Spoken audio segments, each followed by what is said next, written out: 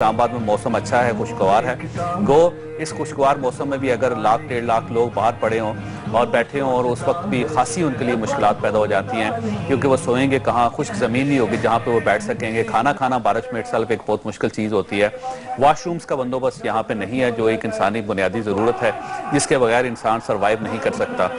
और अगर खुदा न खास्ता कल जब धूप निकलेगी तो हवस हो जाएगा यहाँ बहुत ज़्यादा, और 76% के करीब ह्यूमिडिटी होगी फिजा में, और ये इंतहाई खतरनाक मौसम होता है किसी भी शख्स के लिए। वो धूप में बाहर नहीं बैठ सकता। तो उस वक्त इस जलसे का क्या बनेगा, इस लॉन्ग मार्च का क्या बनेगा? अच्छा, ये भी चौधरी साहब एक बड़ा सवालिया निशान है। मौसम जो है, खासतौर पे आपकी मैं 2 रोज पहले भी गुफ्तगू सुन रही थी तो आपने कहा था कि ऐसे मौसमों में पाकिस्तान की बरसगीर की तारीख रही है कि जलसे और इस तरह की तहरीकें जो है वो कामयाब नहीं होती है। तो अब वक्त बताएगा कि शायद कोई नई तारीख रकम हो। अच्छा चौधरी साहब, एक और बात जो आज देखी जा रही है, बहुत ही जारहाना अंदाज जो कि इमरान खान साहब का खासा भी है, उन्होंने इख्तियार किया हुआ है। वो अब ये कह रहे हैं कि हम यहाँ से आगे भी जा सकते हैं। पहले ये कहा गया था कि पुरम रहेंगे, यहीं तक रहेंगे, लेकिन अब वो कहते हैं आगे भी चला जाएगा, पार्लियामेंट से होता हुआ वज़ीर आज़म हाउस तक भी चला जाएगा। क्या लग रहा है, क्या करना चाह रहे हैं?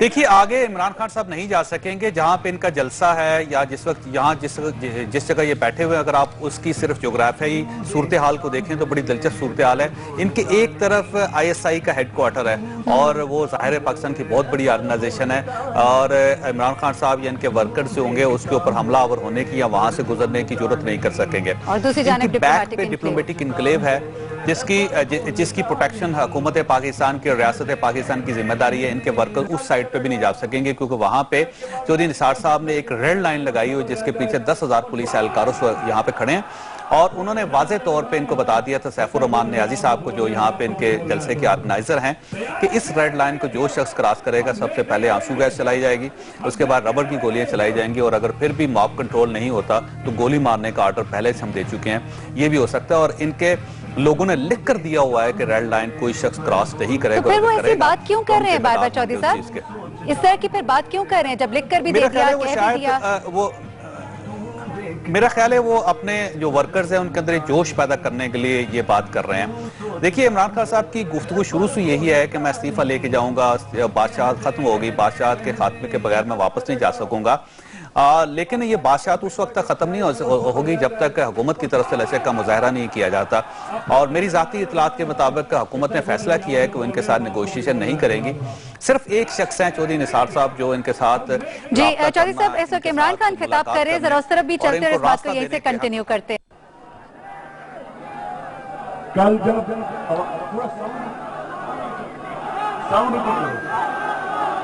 कल खामोशी खामोशी खामोशी सुनो, कल जब मैं सुबह सो के उठूंगा तो ये स्टेज और तरफ निकल जाएगा,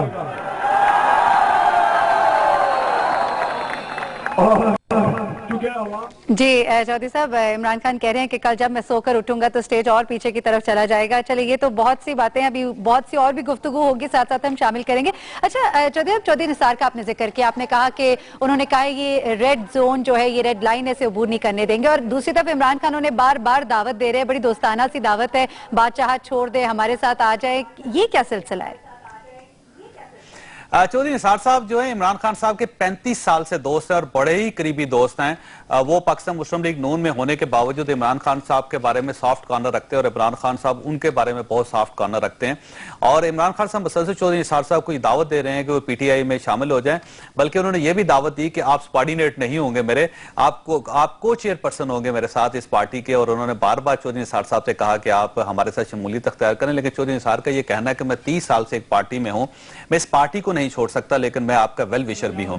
जब ये लॉन्ग मार्च का ऐलान किया था इमरान खान साहब ने, तो सबसे ज्यादा चौधरी निसार साहब ने इनको समझाया था। चौधरी निसार साहब ने इनसे कहा था कि आप एक खास हद तक चीजों को आगे ना लेके जाएं क्योंकि इससे आपको नुकसान होगा। एक और बड़ी दिलचस्प बात थी कि चौधरी निसार साहब का इनको ये भी बताना था कि आप एक करिश्मेटिक पर्सनैलिटी हैं, और जुल्फकार भुट्टो के बाद इस किस्म का कोई शख्स बाहर नहीं आया, मॉब में नहीं आया, अवाम में नहीं आया, उसने अवाम को लीड नहीं किया। आपके लिए बड़ा, आपका फ्यूचर बहुत ब्राइट है, क्योंकि हम लोग हुकूमत में बैठे हुए हैं और जब हमारा टेन्योर खत्म होगा तो यकीनन लोगों की नजर आपकी तरफ जाएगी और आपके हुक्मरान बनने का और हुकूमत में आने के बहुत चांसेस हैं। लिहाजा आपको फूंक फूंक कर कदम उठाने चाहिए और कोई ऐसी गलती नहीं करनी चाहिए जिससे आपका पॉलिटिकल कैरियर एट स्टेक चला जाए।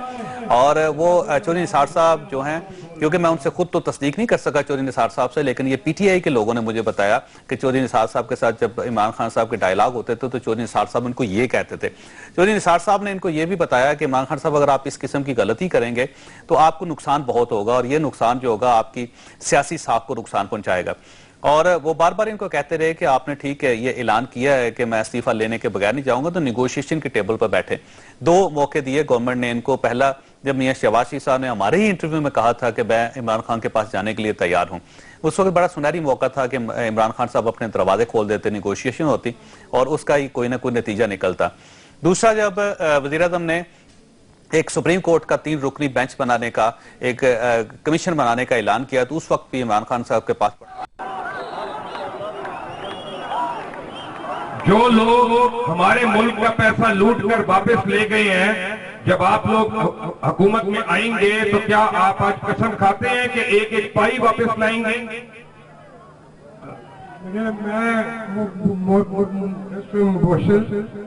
मुसलसल जब मेरे पैसे के बाहर जाने पर इमरान खान ने बयान देने शुरू किए, ये तहरीक इंसाफ के चेयरमैन थे, मैं मुस्लिम लीग का कायम मकाम सदर था, फिर मेरी पार्टी में से वो वजीर आजम थे। मैंने इसके बावजूद प्रेस को बुलाया, बयानात दिए और मैंने कहा कि जितना पैसा आप लोग ले गए हैं, खास पार्टी मेरे के हैं या किसी के हैं, जिन्होंने ये सूट का पैसा जमा किया है, आप अगर इसको हलाल भी कहते हैं, दिया आपको पाकिस्तान ने, रस्ते उनके आपने खुद तलाश किए। मेरे कहा जरदारी साहब भी और नवाज शरीफ साहब भी और दूसरे वो सरमाया वापस नहीं लाए, वो ज्यादा किया मुल्क के अंदर। आज मुझे मौका मिले मैं और कुछ कर न सकूं, ये सरमाया मैं वापस लेके आऊंगा।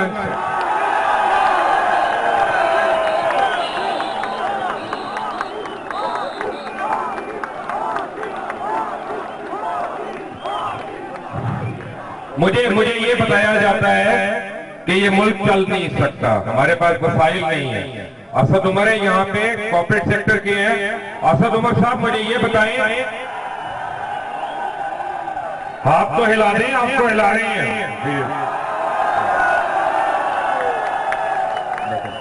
ये बताएं कि हमारे पास इतने वसाइल हैं कि हम अपना मुल्क उधार लिए बगैर चला सकते हैं? ये मुबशिर, मैं अपनी बजट की स्पीच के अंदर भी ये बात कर चुका हूं कि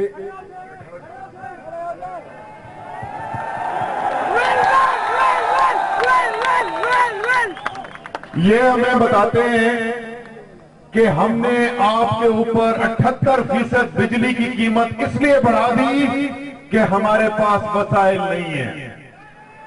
ये आपको बताते हैं कि गैस की कीमतें इसलिए बढ़ा रहे हैं कि हमारे पास वसाइल नहीं है। ये हमें ये बताते हैं कि जीएसटी हमने इसलिए बढ़ा दिया कि मुल्क के पास वसाइल नहीं है। लेकिन आपको क्या ये पता है मुबशिर लुकमान साहब कि पिछले 1 साल में जब ये हुकूमत पाकिस्तान की अवाम के ऊपर ये बिजली की कीमतों, गैस की कीमतों, जीएसटी का बोझ डाल रही थी। इस वक्त हमारे साथ फवाद चौधरी भी मौजूद हैं, उनसे भी बात करते हैं, उनको भी शामिल गुफ्तगू करते हैं। फवाद चौधरी साहब, आप भी ये तमाम सूरत हाल देख रहे हैं, जिस तरह से जलसे हो रहे हैं, बातें हो रही हैं, बहुत से तज्जिए भी किए जा रहे हैं, तो जो अब सिचुएशन बनती नजर आ रही है, इमरान खान साहब अपना जारहाना जो अंदाज है बरकरार रखे हुए हैं और कहते हैं कि जी अब ये सुनामी जो है पार्लियामेंट की तरफ भी जा सकती है और हम आगे तक चले जाएंगे, वज़ीर आज़म हाउस भी चले जाएंगे, तो क्या होने जा रहा है, क्या करने का इरादा रखते हैं खान साहब? नहीं, ये सिचुएशन बहुत ही खतरनाक होती जा रही है। उसकी वजह यह है कि ये जो सारे लोग हैं, आप देखें तकरीबन 1 हफ्ते से पूरा जो नॉर्थ पंजाब है और ये मुकम्मल और बंद पड़ा हुआ है। लाहौर से लेके इस्लामाबाद जो है वो बिल्कुल कोई वहाँ पे हफ्ते से जो है ये बंद एक्टिविटी है। और अब जो लोग वहाँ पर हैं वो जो किसी सूरत में भी कम नहीं है, वो वायलेंट की तरफ जा रहे हैं, वायलेंस की तरफ जाएंगे, वो डेस्परेट हो रहे हैं। और जो हुकूमत को, मेरा ये ख्याल है कि फौरी तौर के ऊपर इनको एंगेज करना चाहिए। अगर हुकूमत, अभी प्राइम मिनिस्टर साहब और सारी फैमिली जो है, जाहिर है वो तो रायवेंड में आए हुए हैं, उनकी वो एक निजी शादी की तकरीब है, उसमें मसरूफ है, और वो जो मामलात हैं वहाँ के सारे वो वज़ीर आज़म और वो फैमिली इस वक्त देख भी नहीं रही, वो चौधरी निसार साहब वगैरह देख रहे हैं। लेकिन मेरा ये ख्याल है कि वज़ीर आज़म साहब को और मुस्लिम लीग नून की लीडरशिप को ये सोचना पड़ेगा कि वो किस कदर जल्दी इस सारे मामले को एंगेज कर लेते हैं, क्योंकि अगर वो एंगेज नहीं कर सके तो फिर आज जो ताहिरुल कादरी साहब का बयान था और फिर इमरान खान साहब का बयान है, उससे साफ जाहिर हो रहा है कि मामला जो है वो फिर आगे की तरफ निकल रहे हैं और ये रेड जोन वगैरह पे मामला चला जाएगा। और फिर जो है यहाँ पर अनफॉर्चुनेटली मुझे तो वायलेंस का खतरा है।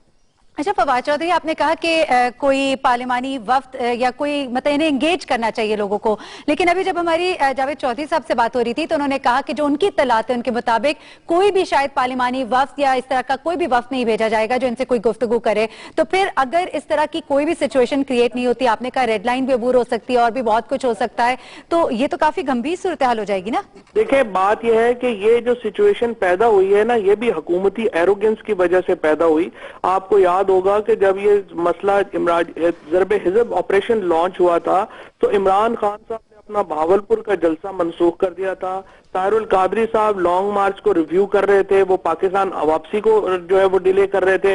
उस वक्त हुकूमत ने समझा कि पोजीशन बड़ी कमजोर है, उन्होंने मिनहाजुल कुरान के ऊपर जो है वो जाके एक कार्रवाई कर दी, जिसके नतीजे में 14 लोग जो हैं वो हलाक हो गए।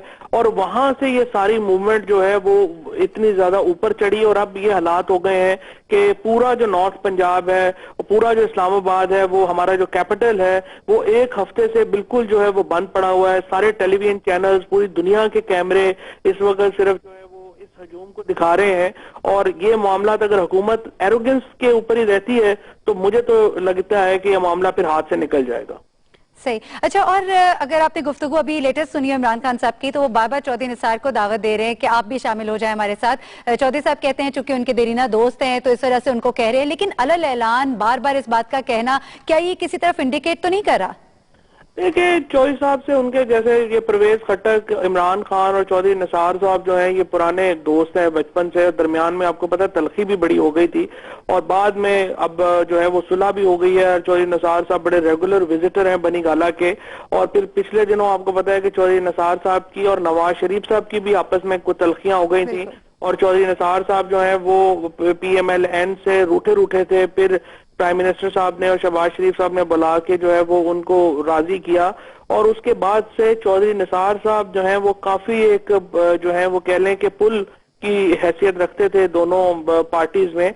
लेकिन अब चौधरी निसार साहब जो है जिस तरह से अगर कम अज कम वो PTI में आते हैं, नहीं आते वो तो उनका फैसला है, लेकिन हमें देखना ये कि क्या वो रोल कोई अदा कर सकते हैं इस मसले के हल के लिए, और अगर कोई कर सकते हैं तो उनको जरूर जो है वो करना चाहिए। दूसरी तरफ ताहिरुल कादरी साहब को भी हम इग्नोर नहीं कर सकते, क्योंकि ताहिरुल कादरी साहब की डिमांड जो है वो इमरान खान साहब से कहीं ज्यादा वाइड हैं, उनसे बहुत ज्यादा हैं। वो तो एक बिल्कुल सिस्टम को तब्दील करना चाहते हैं। फिर वो प्राइम मिनिस्टर और नवाज शरीफ साहब की जो है वो गिरफ्तारी चाहते हैं। उनके मुकाबले में इमरान खान की जो डिमांड्स हैं, जैसा मोहित बिजादा साहब आगे कह रहे थे, वो तो बड़ी मासूमाना है और वो तो विद इन कॉन्स्टिट्यूशन एक मिड टर्म इलेक्शन की बात करते हैं। लेकिन ताहिरुल कादरी साहब तो बहुत बड़ी जो है वो तब्दीली की बात कर रहे हैं। तो मुझे यूं लगता है कि अगर हुकूमत ने अपना रवैया वही जारी रखा जो गुज़िश्ता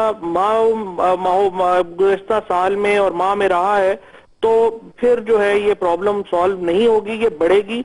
अब अगर ये भी देखना है कि कहीं जो इमरान खान और ताहिरुल कादरी के अगले स्टेप्स क्या होंगे। क्या वो प्रोविंशियल कैपिटल्स को अब अपना हदफ बनाएंगे? इमरान खान क्या पार्लियामान से इस्तीफे की तरफ जाएंगे?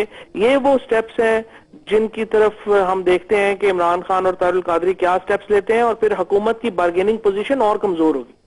अच्छा फवाद चौधरी, अभी आपने ये बात की ताहिरुल कादरी साहब का जो जलसा था, जो खिताब था उस बारे में और इमरान खान साहब के खिताब के बारे में, अगर इन दोनों के खिताब को आपने यकीनन सुना भी है, तो आपको इनके खिताब को सुनने के बाद आपका तज्जिया क्या कहता है? किसका पलड़ा कहले से या मुतालबा कहले स्ट्रांग है या एप्लीकेबल है, क्या कहेंगे? देखिए, मुतालबे जो है ना वो इमरान खान साहब के भी, जो अगर एक दो मुतालबे, जो एक दफा अगर आपने जो बातचीत करनी है तो जो बहुत एक्सट्रीम पोजीशंस हैं उनको अगर आप निकाल दें तो ताहिरुल कादरी साहब के मुतालबे भी बड़े जेन्युइन है। ये वो रिफॉर्म्स हैं जिनकी हम रोजाना बात करते हैं। मसलन वो बात ये कर रहे हैं कि इतना बड़ा मुल्क है और आपकी लोकल गवर्नमेंट नहीं है, बिल्कुल सही बात है। इतना बड़ा मुल्क है और आपका जो निजाम है, मसलन आप सिर्फ पंजाब की अगर मिसाल लें तो 11-12 करोड़ की आबादी का एक सूबा है जिसको सिर्फ एक वजीर आला के पास जो है वो चलाते हैं, उसके वो अपना अख्तियार किसी और से शेयर करने को बिल्कुल तैयार ही नहीं है। चुनाचे आप देखें कि वो सूबे में जो लाहौर को जब आप छोड़ देते हैं, बाकी सूबे में हॉस्पिटल, स्कूल्स, उनकी हालत जो है वो इंतहाई पतली होती है। तो जब आप लोकल गवर्नमेंट नहीं बनाएंगे, जब तक आप ऑर्गेनाइजेशनल रिफॉर्म्स नहीं लाएंगे, तो फिर किस तरह से सूबा चलेगा। उनकी बातों में जो डेवोल्यूशन की बात है वो बहुत ज्यादा जेन्युइन बात है और उसको जो है वो सोचना चाहिए। इसी तरह इमरान। अच्छा फवाद साहब, इस बात को भी हम कंटिन्यू करते हैं। यहाँ हमें एक ब्रेक भी लेनी है और जैसे हम ब्रेक से वापस आएंगे तो इस बात को हम यहीं से दोबारा कंटिन्यू करते हैं। जी, फवाद चौधरी हमारे साथ थे। इससे कल हम जावेद चौधरी साहब से भी इस्लामाबाद से बात कर रहे थे। इस गुफ्तगू को आगे बढ़ाएंगे लेकिन एक ब्रेक के बाद।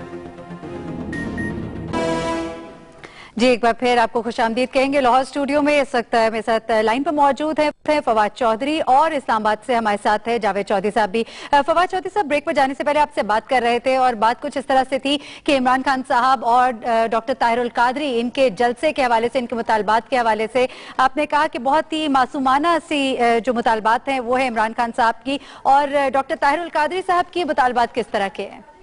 रहा था कि जब आप कंपैरिजन करते हैं ना दोनों का, फिर तो इमरान खान साहब के बड़े मासूमाना जो हैं वो लगते हैं। वो ये इस तरह मोहित साहब ने इस्तेमाल की थी, जो मैं दोबारा इस्तेमाल कर रहा हूँ। जो डॉक्टर ताहिरुल कादरी साहब ने तो कहा ना कि अरेस्ट किया जाए, वो तो कह रहे हैं सिर्फ रिजाइन करें।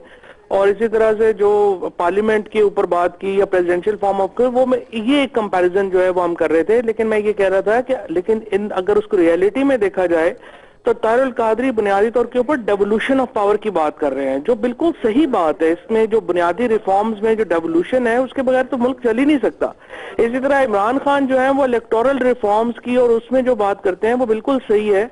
लेकिन मसला ये हुआ कि हुकूमतें हमारे यहाँ, ये PMLN का जो है ये तुर्रा इम्तियाज रहा है कि ये लोग उस वक्त तक बात नहीं सुनते जब तक आप जो है वो बिल्कुल जो है वो सर पे ना चढ़ जाएं।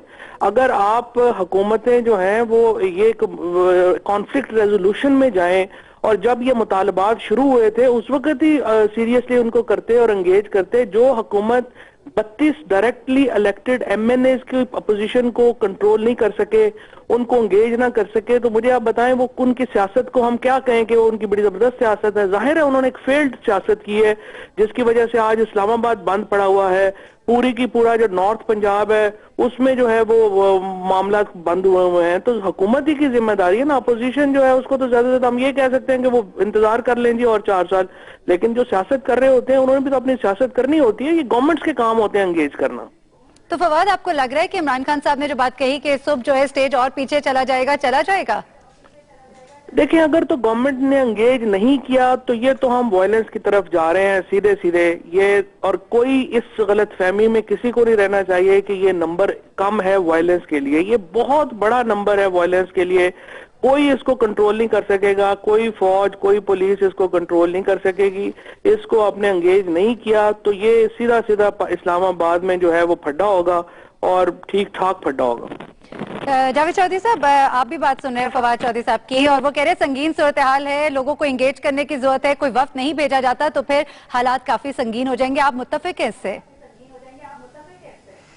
देखिए, इस सूरत हाल को जो ठीक करने के लिए जरूरी है कि एक पार्लिमानी वफ्द जाए, जो दोनों जो फ्रीकैन है उनके दरमियान सुलह करवाए, हुकूमत की तरफ से भी और उसके साथ साथ जो अल्लामा ताहिरुल कादरी और इमरान खान साहब इनसे भी दरमियान में बैठ के निगोशिएशन करवाए। लेकिन सरदस्त क्योंकि हुकूमत को पार्लिमानी वफ्द बनाने के लिए तैयार नहीं है, तो इस वजह से हालात यकीनन एक गुम की सूरत हाल है यहाँ पे। और ये जो फवाद साहब कह रहे हैं कि वायलेंस भी हो सकता है, वायलेंस का खदशा तो दुनिया में हर वक्त हो सकता है, और हो सकता है कि यही जो जुलूस है या जो लोग यहाँ पे बैठे हों वो किसी वक्त भी वायलेंस पे उतर जाएं। लेकिन सवाल ये है कि वायलेंस करेंगे किसके खिलाफ? क्या ये 29,000 पुलिस एहलकारों को तशद्दुद का निशाना बनाएंगे जो इस वक्त सिक्योरिटी के लिए इस्लामाबाद में बैठे हुए हैं।